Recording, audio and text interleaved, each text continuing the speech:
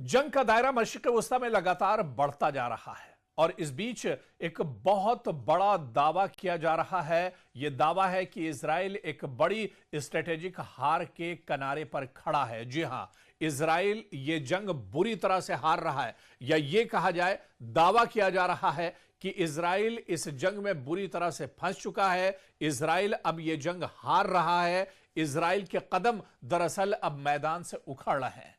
यह दावा कि इजराइल एक बड़ी स्ट्रेटेजिक हार के किनारे पर खड़ा है, यह दरअसल इजराइल के लिए बहुत बड़ा एक तरह से झटका माना जा रहा है। और जिस तरह से अभी की सूरत हाल जंग की है, इसमें तो इजराइल एक तरह से कहीं ना कहीं पसपा होता नजर आ रहा है। इजराइल के कदम एक तरह से उखड़ते हुए नजर आ रहे हैं।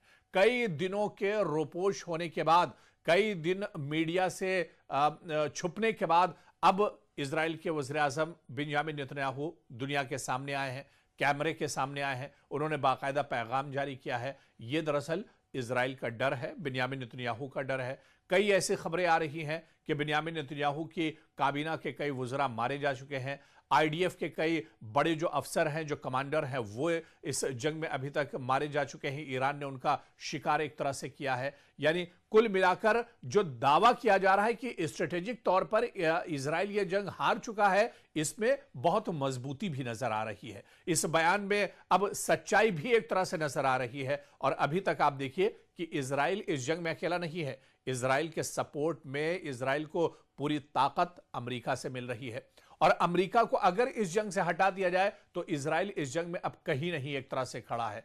आप देखिए कि इजराइल का कोई शहर अब ऐसा नहीं बचा है जहां पर ईरान ने अटैक ना किया हो। ईरान के मिसाइल, ईरान के ड्रोन, ईरान के रॉकेट पूरे इजराइल में अब एक तरह से हाहाकार मचा रहे हैं। पूरी इजराइल में दरअसल सायरन खतरे के बजाय जा रहे हैं। पूरा इजराइल, आप देखिए कि ईरान की पहुंच पूरे इजराइल पर एक तरह से है। और फिर जितनी दूरी से इजराइल दरअसल अपने मिसाइल या ड्रोन भेज रहा है, उसे कई जगहों पर इंटरसेप्ट और गिराने की कोशिश की जाती है। इजराइल के अंदर खुद कहा जाता है कि 3 लेयर्स यानी 3 सतह की एक तरह से सिक्योरिटी होती है। उस सिक्योरिटी को भेदते हुए, चीरते हुए ईरान एक तरह से इजराइल पर हमले कर रहा है।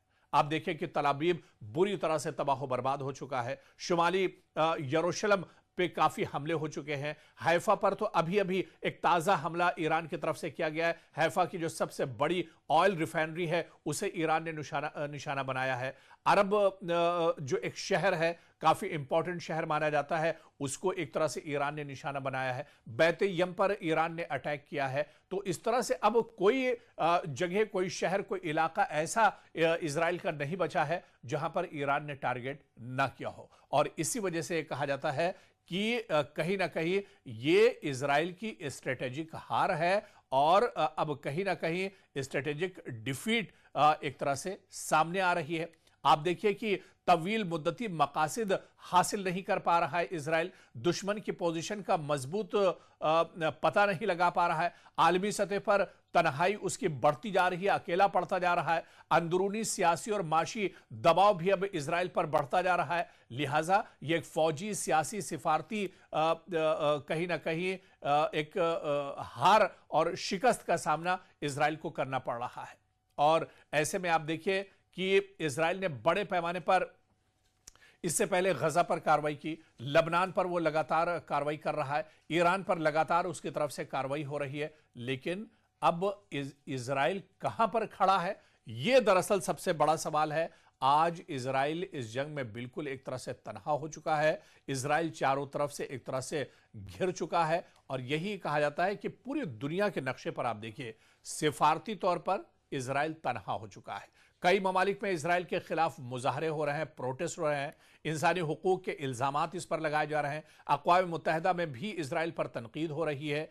हालांकि अमेरिका की हिमायत जरूर इजराइल को हासिल है, लेकिन इजराइल के अंदर सियासी तक़सीम, हुकूमत पर तनकीद, मईशत पर जंग के असरात, ये सब अवामिल जो हैं, ये दरअसल तवील जंग को मुश्किल बना देते हैं। और कहीं ना कहीं इजराइल इस जंग में अब फंसता जा रहा है। और इसी वजह से यह दावा किया जा रहा है, पूरी मजबूती के साथ यह दावा किया जा रहा है कि स्ट्रेटेजिक तौर पर इजराइल ये जंग दरअसल पहले ही हार चुका है।